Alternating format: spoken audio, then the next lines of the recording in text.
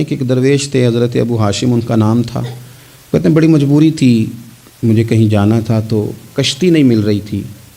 اچانک ایک کشتی گزرنے لگی تو میں بھی سوار ہونے لگا, تو ملاح نے مجھ سے کہا کہ یہ ایک صاحب بیٹھے ہیں بڑے امیر ہیں, ساتھ ان کی کنیز ہے, انہوں نے مجھ سے بک کر لی ہے ساری کی ساری, کیا عقیدہ سی سالم کرا لیا ٹانگا, وہ ساری کی ساری بک کر لی ہے, تو میں تو کسی کو نہیں بٹھا سکتا. تو وہ جو صاحب بیٹھے تھے بڑے سیٹھ آدمی تھے, کہنے لگے میاں آپ کسی اور کشتی میں, وہ جو ان کی کنیز تھی نا, وہ کہنے لگی چہرے سے کونے ایک آدمی لگتا ہے, چلو اتنی سواریوں کی جگہ ہے, کسی کونے خدرے میں بیٹھ جائے گا, ہمارا کیا جائے گا. کہا اچھا چلو آ جاؤ. کہتے میں کونے میں بیٹھ گیا, تھوڑا رستہ آگے گیا, انہوں نے کھانے کا سامان نکالا, مجھے بھی کھلایا, لیکن کھاتے کھاتے میری نظر پڑی تو اس میں تو شراب کے برتن بھی تھے معاذ اللہ. پھر اس شخص نے کھانا کھانے کے بعد اس کنیز سے کہا کہ مجھے معاذ اللہ گانا سناؤ. وہ گانے گانے لگی, یہ میری طرف متوجہ ہونے لگا, مجھے کہنے لگا سنو. میں نے کہا میں یہ نہیں سنتا. پھر میری طرف شراب بڑھائی, میں نے کہا میں نہیں پیتا. تو کہنے لگا تو کیا سنتا ہے, تو کیا سنتا ہے. تو کہنے لگے میں سناؤں کیا سنتا ہوں. کہا سنائیے. فرماتے میں نے قرآن پاک پڑھنا شروع کر دیا. کچھ لوگ, میں آپ کو یقین سے کہتا ہوں, کچھ لوگ ایسے ہیں جن کی زندگی دور گزر گئی ہے مسجد سے, انہیں کو بندہ چاہیے جو تھوڑا سا جا کے پیغام حق سنائے. یعنی ان کو پتہ ہی نہیں ہے کہ دین میٹھا کتنا ہے, حسین کتنا ہے, قرآن میں چاشنی کتنی, سرکار کی تعریف کا نعت خوانی کا رنگ کتنا شاندار ہے.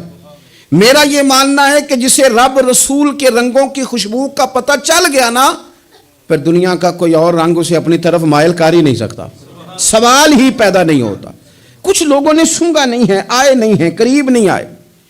تو شیخ ابو ہاشم کہتے ہیں مجھے کہنے لگا سناؤ نا. امیر آدمی تھا, کبھی اس طرف گیا ہی نہیں تھا. ڈھیروں لوگ ہیں جو نہیں مسجد جاتے. الہاکم التکاثر حتی زرتم المقابر. اللہ فرماتے ہیں کہ تمہیں دولت کی ہرس نے اتنا عجیب الجھا دیا کہ قبروں تک پہنچ گئے تم. تو کہتے ہیں میں نے اسے چند آیتیں سنائیں, اس کی تو کیفیت ہی بدل گئی. کہنے لگا مولانا زندگی بڑی گناہوں میں گزری ہے, اب توبہ کر لوں تو مالک معاف کر دے گا. کارنامے خطرناک ہیں, پیچھے رجسٹر کالا سیاہ, معافی ہو جائے گی.